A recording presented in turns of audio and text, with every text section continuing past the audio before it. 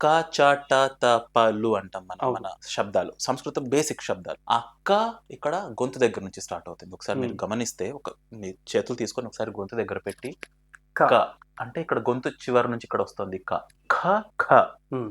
గ, గ. గ అదే ప్లేస్ లో, హ్మ్. గ, ఘ ఘ. అదే ప్లేస్ లో. ఇక్కడ మీరు గమనిస్తే కొంచెం కళ్ళు మూసుకొని క, ఖ, గ, ఘ అని ఇక్కడ ఒక ఫ్లాప్ లాంటిది ఉంది. అది ఒకటి ఒకటి కొట్టుకొని ఇక్కడ సౌండ్ వస్తుంది అని మనకు తెలుస్తుంది. దాని తర్వాత శబ్దం ఏంటి? క, గ, ఘ, ङ. తర్వాత చ, ట, త, ప. ఆ చకి ఇంకో 5 శబ్దాలు. చ, ఛ, జ, ఝ, ఞ. అవి ఎక్కడి నుంచి వస్తున్నాయి? ఈ నాలుక పైని భాగం. ఓకే. చ అనండి ఒకసారి. చ ఛ. ఎలా చెప్పారు? చ ఎలా ఉచ్చరించారు? నాలుక ముందు భాగం నుంచి. పైన భాగం పైన చ అన్నది ఛ. మన నోటి పై భాగం ప్యాలెట్ అంటారు ఇంగ్లీష్ లో, మూర్ధ. అక్కడికి వెళ్ళి దానికి తగిలి చ. ఛ సేమ్ అదే నాలుక. ఇది నాలుక పై భాగం, ఇది మన పైన మూర్ధ ప్యాలెట్ అనుకుంటే.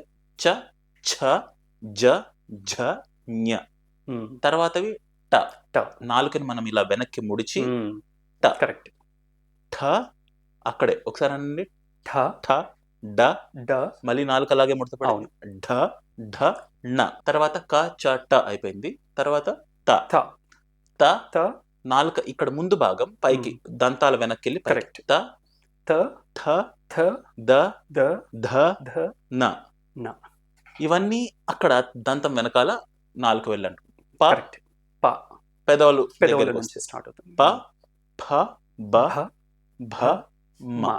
బేసిక్ శబ్దాలు. ఒక భాషకి వాడే శబ్దాలే మన శరీరంతో ఇంత దగ్గరగా అవి అమర్చబడి ఉన్నాయి. ఇక్కడ గొంతు నుండి పెదవుల దాకా ఒక్కొక్కటిగా స్టెప్ బై స్టెప్ మనకు బయటకు వస్తున్నాయి శబ్దాలు. కరెక్ట్. సరేలే, ఇదేం పెద్ద అంత గొప్ప విషయం అనుకుంటే నిజంగానే గొప్ప విషయం. అంతే. ఏకి, బికి, సికి, డికి, ఈ, ఎఫ్, జి, దీనికి ఒక సీక్వెన్స్ ఏది, ఒక ప్రోగ్రెషన్ ఏది? కరెక్ట్. సీక్వెన్స్ లేదు.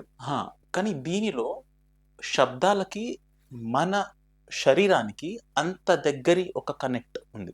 అది అక్కడితో ఆగిపోతుంది అనుకోవడం భ్రమ. అక్కడ నుంచి ఎంత దూరం వెళ్తుంది అన్నది మనందరికీ తెలుసు. మన సంస్కృతం గొప్పదనం వింటూనే ఉన్నాం.